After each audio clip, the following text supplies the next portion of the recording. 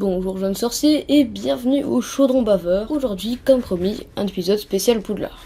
Poudlard, du nom anglais Hogwarts, est l'école de sorcellerie de Grande-Bretagne. C'est dans cette école que Harry passera 6 années. Il passera sa 7e hors de Poudlard à chercher les Horcruxes. Le 29 janvier 2016, la page Pottermore a publié un tweet qui révèle effectivement l'emplacement de Poudlard et des autres écoles de sorcellerie dans le monde.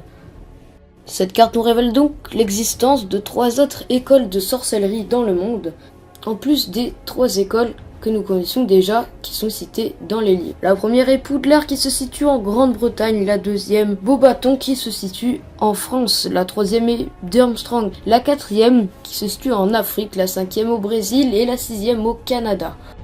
On parle le plus souvent de ces écoles dans le livre Harry Potter et la Coupe de Feu, notamment de Beauxbatons et Durmstrang. Dans le début du livre, Ron fera allusion à un sorcier brésilien qui aurait une correspondance avec Bill Weasley. Pouvions donc déjà supposer qu'il y avait une école de sorcellerie située en Amérique du Sud.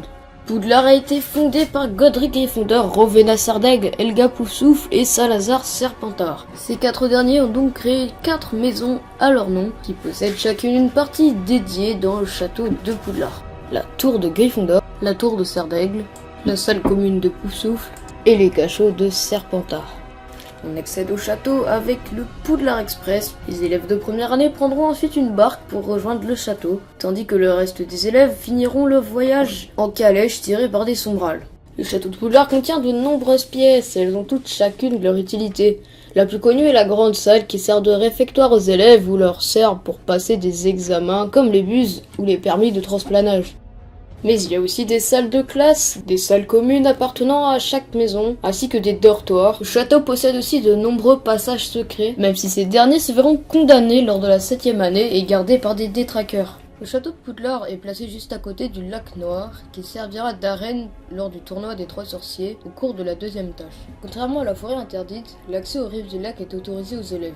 En parlant de cette dernière, comme on peut le remarquer dans son nom, la forêt interdite est interdite d'accès, ou plus précisément interdite d'accès aux élèves, même s'ils pourront quand même y accéder lors de punitions. Le château de Poudlard possède également un terrain de Quidditch où se déroulent les matchs et les entraînements, mais aussi d'autres événements comme la 3e tâche du tournoi des 3 sorciers. La grande salle, comme nous avons pu le voir tout à l'heure, est certainement celle la plus connue de Poudlard, tout simplement parce que beaucoup de scènes importantes et cultes se sont passées dans cette salle et que c'est une des premières à apparaître dans les films. C'est aussi ici que se passe la répartition entre les 4 maisons. Elle sert de réfectoire aux élèves ainsi qu'aux professeurs, mais aussi à d'autres usages, comme nous avons pu le voir précédemment. Donc voilà, cet épisode s'achève déjà. Je suis désolé d'avoir fait un épisode aussi court, je n'avais pas prévu qu'il soit de cette durée. Le montage m'a pris effectivement beaucoup plus de temps que prévu.